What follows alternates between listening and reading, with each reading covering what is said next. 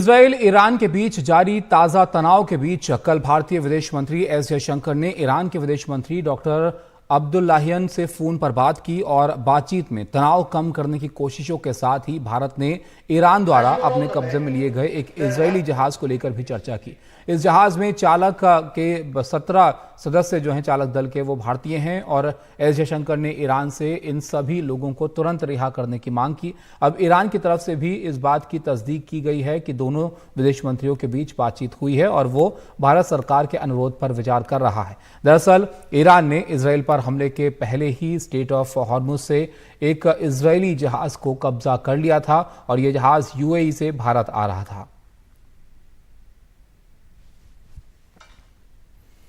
उमा शंकर हमारे सहयोगी हमारे साथ जुड़ गए हैं। उमा, भारतीयों को लेकर कोई पॉजिटिव रिस्पांस ईरान की तरफ से?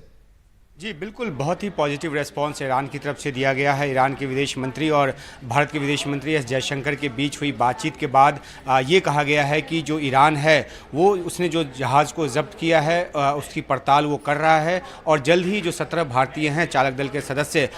उनसे मिलने के लिए जो भारतीय प्रतिनिधि को मंजूरी दी जाएगी, इजाज़त दी जाएगी, यानी कि कॉन्सुलर एक्सेस जो है वो दिया जाएगा। तो एक बहुत ही पॉजिटिव एस्पेक्ट है ये, इसलिए ख़ासतौर पर क्योंकि जब से ये जानकारी आई निकल कर कि जो 25 चालक दल के सदस्य थे उसमें से 17 भारतीय हैं, उसके बाद से ही भारत सरकार ने इस बाबत कोशिश शुरू कर दी कि इन भारतीयों को छुड़ाया जाए। और उसके बाद तेहरान के साथ साथ यहाँ दिल्ली में ईरान दूतावास के साथ भी भारत सरकार जो है वो संपर्क में आई और अब जबकि दोनों देशों के विदेश मंत्रियों के बीच बातचीत हुई है और इस स्तर पर इस मामले को उठाया गया है, तो एक बहुत ही पॉजिटिव जो रिप्लाई है वो ईरान की तरफ से आया है। ये भी गौरतलब है कि भारत और ईरान के जो संबंध रहे हैं वो दोस्ताना रहे हैं और ऐसे में इस बात की गुंजाइश और ज़्यादा बढ़ जाती है क्योंकि ईरान ने जिस जहाज़ पे कब्जा किया वो इस वजह से कब्जा किया क्योंकि उसकी मिल्कियत में जो हिस्सेदारी है वो इजराइल के एक करोड़पति की हिस्सेदारी जो है, अरबपति की जो हिस्सेदारी है वो उसमें है। तो जब से हमास इजराइल जंग शुरू हुआ है और लाल सागर में हुतियों ने जहाज़ों को निशाना बनाना शुरू किया है, उसके बाद ये एक ऐसा मौका है जहाँ पर ईरान ने खुद अपनी तरफ से जाकर एक जहाज़ को कब्जे में लिया है और